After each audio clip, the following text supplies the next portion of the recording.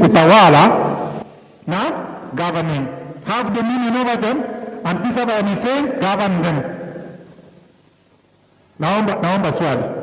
Naomba jibu. What is the difference between governing and having dominion over them?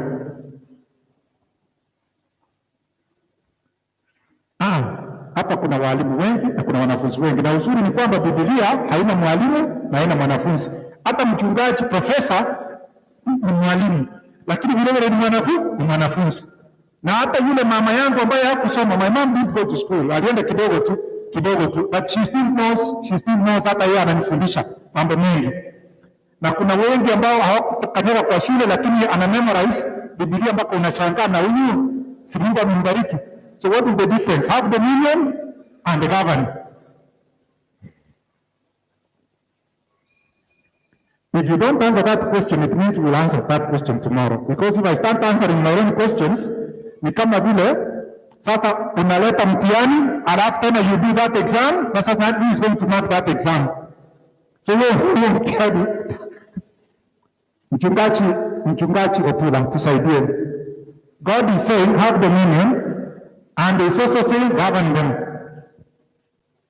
Please help us. You won't be wrong. Just help us. I think light on the language.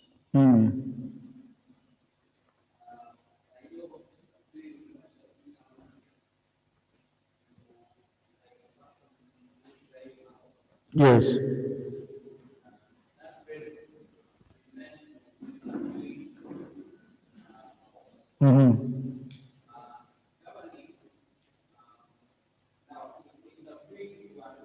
Yes.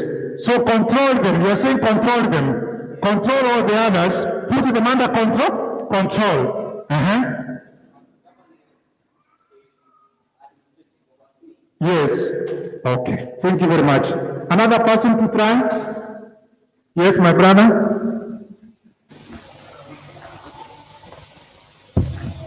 The two are not so different from one another, because the English dictionary says governing is, being in charge or ruling by authority. And dominion is also to be in charge and rule. Yeah. Okay. Asante. My sister, you want to try, Rachel? Unajua ukitulisha hata hiyo utatulisha tu, kuna shida, tutakubali. Si kwa ubaya. Okay, let's do this. I'm sure in a few minutes we'll see the difference. Tawala, wakati fulani kulikuwa na rais Kenya alikuwa anaambiwa tawala, na wengine wakasema ongoza. You know, you can lead and you can dominate people. So subduing them, controlling them, you put them under your control. Control them, but governing, show them the way, lead them. You do not have to put them under your control, but as long as you have put in place structures and you have given them rules, you are still governing them, even if you are not present. Lakini you have to dominate, having dominion over them, it means that you put them under your total control. But how many animals can we control now? Hata lizard yakionekana hapa, some of us will take off. Because sasa tumeogopa hata wale wanyama ambao ni wadogo. Now, what has God given us? What am I basically talking about? I'm saying that stewardship is a relationship. And that relationship exists between, one, the owner, and the two, the person entrusted with the supervision and care of the owner's property or affairs. Property or affairs. You and me belong to who? To God. You are not your own. By creation and by redemption. We belong to who? To God. By creation and redemption. And because we belong to God, then we have no authority over our own what? Lives. That's why you and me cannot decide to live the way we want.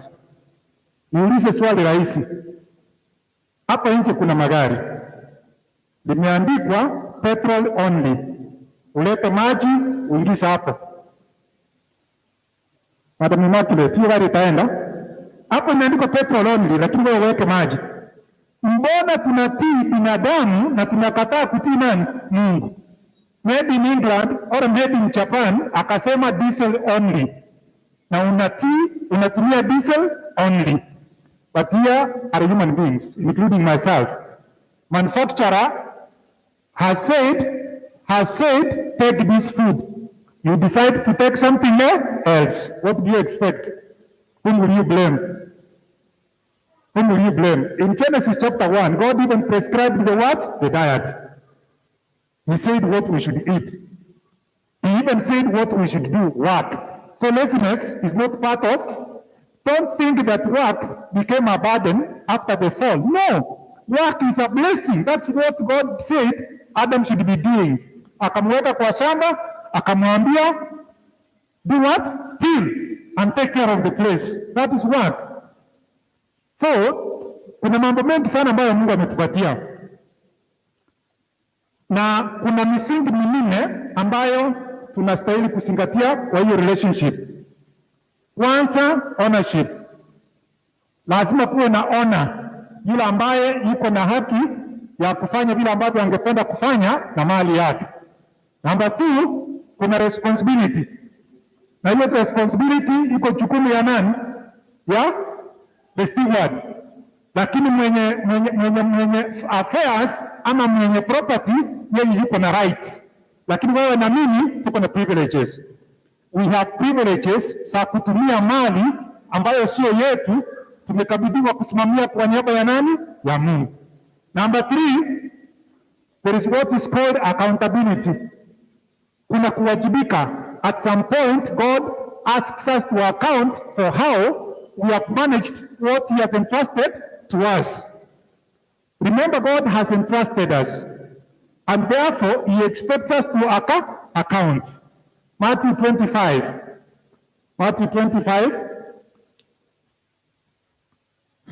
Matthew 25, the story of the parable of the talents. Walikuwa wanaume wangapi walipewa talents? Walikuwa wanaume wangapi? Naomba msungumze ndio tusaidiane. Walikuwa wanaume wangapi? So there was the master, and the master had what? Talents. He entrusted the talents to how many people? 3. And they gave them according to their what? Please read verse 13, 14, and 15. Matthew 25. This man had talents, meaning property. He decided he was going to entrust this to some servants. He selected 3, and he gave each a certain number, but using a certain criteria. He used a certain criterion. He gave one, how many? 5. Another one, 3. Another one, 1. He differentiated based on what? Please read 14, 15. For the kingdom of heaven is as a man traveling into a far country, who called his own servants and delivered unto them his goods. And unto one he gave 5 talents, to another 2, and to another 1, to every man according to his several ability. Amina, weka break kidogo. Kila mmoja wetu amepewa talents kulingana na nini? Uwezo wako binafsi. Tumebarikiwa kila mmoja wetu, na tumepewa zaidi ya kubarikiwa. Kuna mengine ambayo tunasimamia. Mungu ameturuhusu tutumie, na vingine tusimamie na vitumike kwa ajili ya kumtukuza na kusaidia wengine. Kwa hivyo tumepewa kulingana na our abilities. So kama umepewa kipawa cha kuimba, hicho ndicho Mungu ameona kinakufaa. Na sitaki usome yote kwa sababu ya muda. Hao watu wakaambiwa nenda tumia hizo talents. Baada ya muda, the man came, akakuja akasema, now bring your what? Accounts. That's what I said, that in that relationship there is a time for accounting, settling accounts. You tell me how much you have made with the money that I gave you or with the talent that I gave you, and then your account will settle this matter. Aliyepewa 5 akasema amezalisha zimekuwa ngapi? 10. Aliyepewa 3 siko 6. Aliyepewa 1, of course the same treatment was given to the one who brought 10 from 5 and the one who brought 6 from 3. The same treatment. They were treated the same. Nimekuwa waaminifu kwa mambo machache, basi nitawaweka muwe in charge of mambo makubwa na mengi.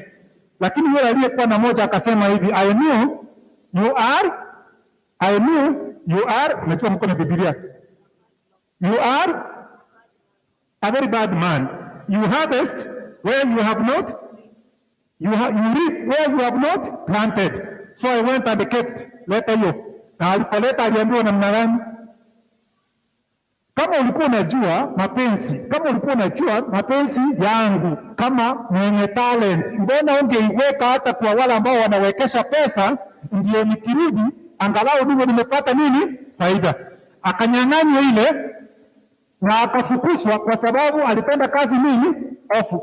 Sasa kule kunyang'anywa hiyo na kufukuzwa, hiyo ni reward. Na wale wengine kupokelewa na kupewa na kipimo zaidi, hiyo ni reward. Amina? So you can see the 4 things: ownership, property, responsibility, accountability. Actually the fifth one in your reward. God is always going to give something for something. God will not give something for nothing. He has already given. He's not going to give again. He gave something. He gave someone his life for who? For the world. So he's not going to give again. He has already given for our redemption. Who has a question? Who has a question? Why should we give? Why are we giving, or why are we returning? It is because we have been given. Amina? Why are you making use of the time that is available? It's because you have been given the time. That's why we're making use of the time. We have been given, and we have ability to do what? To use what we have been given. First, to glorify God, and the next, to do what? To do what? To share the love of God amongst ourselves. 1 Timothy. No, before you go to 1 Timothy, let's go to Genesis chapter 22. Genesis 13 actually. Start 13 verse 1 and 2. Why are we giving? Or why are we supposed to give? It's because we have received. Wale wamepokea wako na wajibu wa kufanya nini? Kurudisha na kupeana. Amina? If you have received nothing, give nothing. But let me be sincere. None of us here can say they have received nothing. In the morning, you woke up. So you have what? Life. And you have sober mind. You have all the parts of your body. So what are we saying? You have already been given so much, so you are supposed to do what? To make use of them. Otherwise, it will be like what happened to the one guy who refused to work with the one talent. It will be taken and he will be sent away. For the others, they were actually given more blessings. 13 verse 1 and 2, Genesis.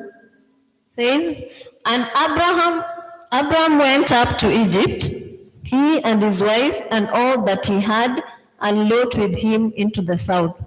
And Abraham was very rich in cattle, in silver, and in gold. I want you to emphasize that. Abraham was very rich in silver and gold, and please, naomba mseme. He was very rich in silver, gold, and livestock. Ni kusema nini? Umebarikiwa na wewe bariki nani? Wengine. Umepewa, acknowledge the source. Shukuru the source. Na umepewa sio kwa kuweka, bali umepewa ili utumie kwa mahitaji yako na mahitaji ya wengine. Amina? Verse 5 of the same chapter. And Lot also, which went with Abraham. Lot unajua alikuwa ni mtoto wa ndugu yake. Alikuwa ni mtoto wa Nahori. Naye pia alikuwa ameandamana na ango yake. Naye inasemekana namna gani? Had flocks and herds and tents. Sasa unaona. Kwa hivyo naye alikuwa tajiri. Nakumbuka kulikuwa hata na msosano, wakaanza kusosana juu ya malisho. Abraham akasema, sikiza, sisi ni watu wamoja, hatuwezi kusosana, wewe chagua. Ukiamua kwenda huko, tutaenda upande ule. Ukiamua kwenda upande huu, tutaenda upande ule. Bora tu tusisosane. Lot akakubali kuelekea mjini. Na mnajua yale yaliyomkuta kule. Lakini baadaye maajabu ni kwamba kwa sababu ya upendo wa Mungu wa Abraham, Lot akaokolewa na wasichana wake. Mke wake akabaki kule. Na Biblia inasema, remember Lot's wife. Anakumbuka sio kwa sababu ya mazuri, anakumbuka kwa sababu ya yale yaliyomkumba ambayo ni mabaya yasije yakakukumba. So ni kusema waliobarikiwa ni mimi na wewe. Kwa hivyo tuko na nini? Jukumu la kurudisha shukrani kwa Mungu na kukiri kwamba yote ni yake, kwa kurudisha na kutoa. Lakini upande huu mwingine tutumie ile ambayo imebaki kwa mahitaji yetu na kwa mahitaji ya wengine, kwa utukufu wa nani? Wa Mungu. Time. Tumepewa time. How much time have you been given? This is what I know, and I'm sure all of us know. Time is the only currency that is universal. Is that correct? Time is the only currency that is universal. Time is the only currency that cannot be devalued. Time is the only currency that remains constant, whether in Africa or elsewhere. Time is zero. 24 hours, 24 hours. They will not be 25 elsewhere and here 23. No. Time is the only currency ambayo inatumika na watu wote bila tofauti. Watu walipoumbwa, Mungu alikuwa amekusudia waishi milele. Lakini tulipoanguka tukawekewa nini? Ceiling. Wazee wa kale kama Nuhu waliishi miaka 950. Wengine wakaishi miaka 500. Wengine 800. Lakini wakati wa Nuhu, kabla ya gharika, Mungu akakasirika kwa sababu binadamu walikuwa wanatenda uovu. Akaweka ceiling. Akasema, sitapishana na nani? Binadamu. They are mere mortals. Wataishi miaka mingapi? 120. Iko katika Genesis chapter 6. Mungu akasema, siwezi kupishana na binadamu, ni nyama. Si mimi niliwaumba? 120 years ndio wataishi. Lakini kwa sababu ukisoma Genesis chapter 7 verse 1, the same Genesis 6 verse 8 and 9 inasema, lakini kulikuwa na mtu mwenye haki mmoja tu, na huyo mtu alikuwa anaitwa nani? Nuhu. Na huyo mtu akaruhusiwa kuishi miaka 950. Hata saa hii kuna watu ambao Mungu anaruhusu wanapita miaka mingapi? 100, wanapita 120. Si we have a few, but majority of the people ni miaka 70. Psalms 90 verse. Hiyo mmenisaidia. I'm actually going to mention the next thing that God has given us. Psalms 90 verse. Inaanza na 1. Okay, read 14. Inasema namna gani? 90:14. Oh, satisfy us early with thy mercy. Read 10. The days of our years are 80 years and 10. 80 years and 10 means 70. Hiyo ni lugha ile ya zamani. And if by reason of strength they be 80 years. Wacha niulize, ukisikia kwamba siku zetu ni miaka 80 and 10, na kama bado uko na nguvu uongezwe another 10, making it 80. Is that not time? Sio ni time? That is time. Life is measured in terms of time. People even work and they are paid by reference to what? Time. If a machine breaks down, you hear them saying, downtime, meaning the time the machine was not working. So everything is really measured by reference to time, and that's the only currency that God has given all of us. Kila mmoja wetu yuko nayo. Kuna wengine hatuna silver, wengine hatuna gold, wengine hatuna livestock, but there is something that He has given all of us, known as time. How have you used the time? How have you used the time? Ecclesiastes chapter 12 verse 1, it says, vijana, inasema namna gani juu ya vijana? Hiyo ningekuwa nimesikia kutoka kwa vijana. Inasema namna gani Ecclesiastes? Mhubiri 12 fungu la kwanza.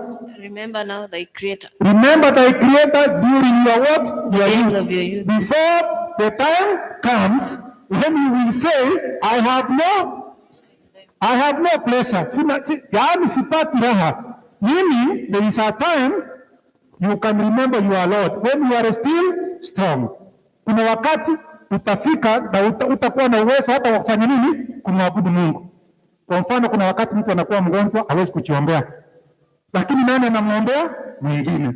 Of course, if you go to Ecclesiastes chapter 3, inasema namna gani? Verse 1, it is talking about what? Time. Please read that one. 1. To everything there is a season. There is a season and a time to every purpose. Yes. Under the heaven. Anything that is under heaven kiko na machira na kiko na nini? Muda wake. Kiko na machira. There is a season ya kupanda, ya kupalilia, ya kulima, ya kulia, ya kusherehekea, ya kujenga, ya kubomoa. Hiyo time iko na season iko.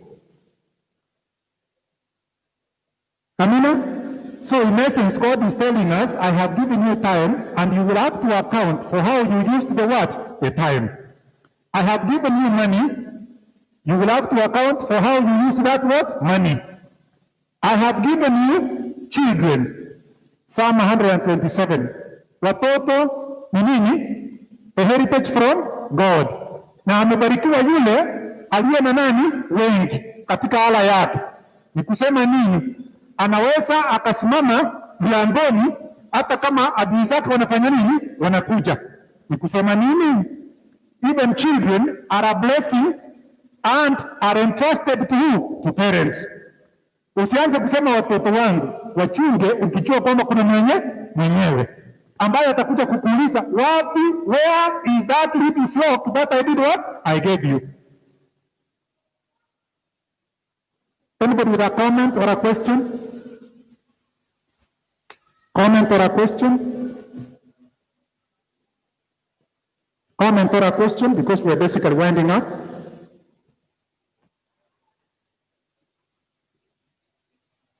So in summary, this is what I'm saying. God has given us everything that we need in this life. But He has also given us responsibilities over not only our lives, but over the other things that He has entrusted to us. You and me will be accountable to God for how we used or misused not only the other things, but how we used or misused the time that He gave us and the life that He gave us. 1 Corinthians chapter 6, 19 to 20 talks about your body and my body being what? A temple of the Holy Spirit. And Paul is explaining everything. He has the freedom to eat everything. But not everything is good for the what? For the body. But he says the sin of immorality, the sin of sexual immorality, is so serious because that is sinning against what? Self. And he explains that we should run away from what? Sexual immorality. It is so serious as sin. What does it mean? Even your body and my body, mine and yours, are actually not ours. They have what? The owner. And the owner is who? God, to whom we are accountable. So whatever we eat, whatever we do, ndio maana nitarudia ile ndugu George alitumia 1 Corinthians chapter 10 verse 31. Whether you eat, whether you drink, or whatever you do it to the glory of God. Kama sigara inamtukuza Mungu, vuta. Kama pombe inamtukuza Mungu, vuta. Lakini kama unajua haimtukuzi, ama yale ambayo unafanya hayamtukuzi Mungu, tafadhali ufanye nini? Usiyapende, kwa sababu utakuwa unavunja nini? Amri za Mungu. Kitu cha mwisho ambacho ningependa kutacha leo ni hiki. God has also given us his word. Amina? We have actually been entrusted with his word. Na unajua siri za Mungu siko katika nini? Neno lake. He has revealed them. That's why this is a revelation. Kama vile ambavyo mtu ana manufacture gari Japan, anapeana manual. Mungu ametupatia nini? Manual.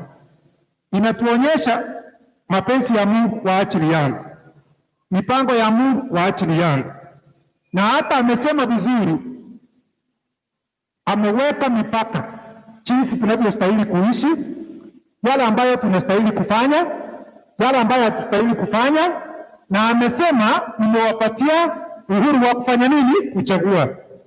Ndio maana even the freedom to choose is actually entrusted to you and to me. Ndio maana Adam na Hawa hawakuambiwa ni lazima wamwabudu nani? Mungu. Aliwaambia kula matunda, lakini akasema kuna mti mmoja ambao matunda yake hamstahili kula, na Mungu akawaambia madhara ya kula. Akasema ile siku mtakula, hakika mtafanya nini? Mtakufa. Na kwa kweli he gave them freedom to choose whether to obey or to disobey. If they obey, they'll be alive. If they disobey, they do what? They'll die. They chose to die. But because of God's own grace, akaamua atukomboe sisi nani? Binadamu. Hata mavazi tunayovalia saa hii ni kwa sababu ya aibu. I don't know kama mko aware. Are you aware kwamba tunavalia mavazi kwa sababu ya aibu? Otherwise before sin, Adam and Eve were what? Naked, but they didn't realize it. What covered them? The righteousness of God. But as soon as sin set in, it departed. Ule utukufu wa Mungu ukaondoka, na kwa sababu ya huruma za Mungu akasema afadhali niwatengenezee nini? Basi, na akawatengenezea. Sasa kuna maswali manne Mungu aliuliza Adam na Hawa. Adam akauliza maswali mangapi? Matatu. Niliuliza maswali matatu, na sisters wako hapo mkauliza swali ngapi? Moja. Pastor alisoma hilo swali asubuhi, aliliuliza, where are you? Number 2. Who told you you are naked? Who told you you are naked? Number 3. Have you eaten of the fruit of the tree that I told you not to do what? To eat. Haya ni maswali mangapi? Matatu. My brother George, what was the answer to question number 1? Tulikusikia kwa shamba, na kwa sababu tulikuwa uchi tukaogopa tukaenda kufanya nini? Kujificha. But the question is, where are you? That question required one answer. Account for your actions. Account. He was not looking for a person who is lost. He was actually telling him, please, can you own your mistake? Own your mistake na uombe nini? Msamaha. The gentleman decided to be relevant. Okay, the next question. Nani alikuambia uko uchi? Who told you that you were naked? Akasema namna gani? What the answer? Ni huyu nani? Huyu mwanamke. Kwanza alisema namna gani? That question 2. What was the answer? What was the answer to question 2? Pastor alisoma ile 3. Question 2. We need to answer the other questions. Bila alianza, then from there nitaachia hapo. My sister, what is the answer to question 2? Nani umekula na nani alikuambia uko uchi? What answer did Adam give? Mungu, shida ni yako. Wewe ndiye shida. Huyu mwanamke uliyemweka hapa ndiye aliyenipa tunda nikafanya nini? Nikala. Huyu mwanamke. So he's telling God, you are responsible for my mistake. I don't want to take responsibility. As a steward, own up to your mistake. Bear your responsibility. And then, the next question, umekula? Akasema ni, badala ya kukiri amekula, na asema hata huyu mwingine naye tumekula naye, akaanza kusema ni nini alinipa. Mwanamke, what is this that you have done? Mwanamke akasema namna gani? Ni nyoka. What are we saying? Bone of my bones, flesh of my flesh, in chapter 2 verse 18. And that she shall be called you, woman, became bone of my flesh. Let me remove this. Bone of my flesh became thorn of my flesh. Ni mwiba katika nini? Nyama zangu. Bone of my flesh and flesh of my flesh became thorn of my flesh. Ni mwiba. Huyu ndiye amenidunga. Sio mimi, ni huyu. So shifting what? Blame. Instead of taking responsibility. And woman, what have you done? It is not me. Adam has already said it's not me. It is someone else. Do we do that? Siku tunafanya hivyo. Mara nyingi none of us wants to own up. Mara nyingi tunasema ni wengine. Those 4 questions have not been answered correctly. The 4 questions are still addressed to you. Wewe na mimi, where are you in your stewardship? Question 1. Question 2. Who has told you you are naked? Who has told you you are naked? You know, until God says you are naked, you are not naked. Because Mungu haoni your nakedness. He does what? He covers the nakedness. Why are you helping yourself? Umeanza kujikava. Unaanza kutafuta alternative. Kwa nani amekuambia Mungu amekuacha? Nani amekuambia Mungu amekuacha? Unaenda kujisaidia. Eti unatafuta watu wengine wakusaidie, ili hali unajua ask na utafanya nini? Utapewa. Seek na utapokea. Knock na utafunguliwa. Kwa sababu anayeomba atapata. Anayetafuta atapata. Anayebisha atafunguliwa. Matthew 7:7. Let us direct our prayers to the right office. Finally, Immaculate, your grandmom, who is also my grandmom, alisema ni huyu nyoka. Hata saa hii watu wanasema hivyo, sio mimi. Mimi haki ni shetani. Sasa anasema haki ni shetani. Blame to huyu hakupewa amri. Wewe. Kwa kifupi ni kwamba tumepewa mengi na tutawajibika zaidi. Tumepewa mengi. Tubariki. Kuna swali?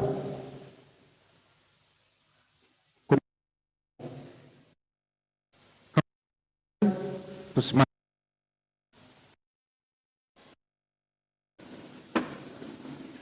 Tunaomba. Baba na Mungu wetu aliye mbinguni, umetupatia wajibu na umetueleza tutekeleze yaliyo mapenzi yako.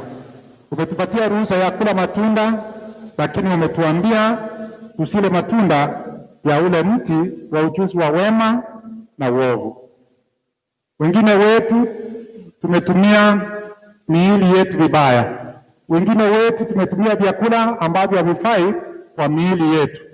Wengine wetu tumekuwa na mahusiano ambayo hayakutukuzi. Wengine wetu tumetumia vinywaji ambavyo havikupendezi na kwa kweli havijengi mwili. Wengine wetu tunaishi kwa hofu kwa sababu ya kukosa tumaini na kwa sababu ya kukosa imani katika uwezo wako. Ombi letu ni kwamba utuwezeshe tuishi kama mawakili waaminifu na tuwajibike kwa mambo yote, na katika kila jambo uwe wa kwanza kama ilivyo katika ulivyoagiza katika Biblia. Tusije tukatanguliza yale ambayo yanapita, bali tukutangulize kwa sababu wewe ni muumbaji na mkombozi wetu. Mungu wetu, sikiza ombi letu na tuwezeshe tuwe mawakili wema, mawakili waaminifu, mawakili wanaowajibika, na tunaomba ya kwamba tuwe miongoni mwa wale ambao watapokea zawadi kwa sababu ya kuwa mawakili waaminifu. Katika jina la Kristo tunaomba na kuamini. Amen. May God bless us. Mungu akitujalia kesho tutazungumzia juu ya the principles the principles of stewardship. Na wengi tunaogopa mambo ya pesa. Sitazungumza juu ya pesa. I'll talk about money as the last thing, because it's actually a very small portion of what God has given us. He has given us more than money. May God bless us. Okay.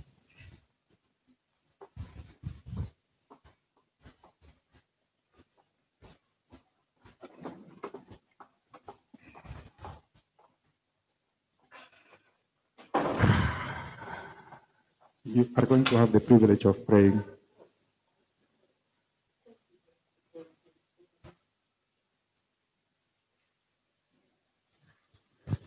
Praise the Lord. We thank Him for leading us this far. We are now going to divisions. And I have 4 divisions. And we are going to divide ourselves as follows. I have the youth. The youth will go upstairs and occupy my extreme left. That will be your extreme right when you are up there. We will also have the singles go upstairs and occupy my extreme right, which will be your extreme left. Singles. We will have senior parents or senior adults. And by this I mean those who are 15 years in marriage and above, 15 and above. They will occupy my extreme right. And then the younger parents who are 14 years and below, they will be on my extreme left. Those are the classes that I have, and we have about 55 minutes before we can come back for the next program. So let's go to our classes. Before you go, senior parents will have Pastor Michael Onyango. Younger parents will have Ndugu Ouya. Singles will have Elder Stephen Aminga. And the youth will have Pastor Otula. Thank you. Be blessed.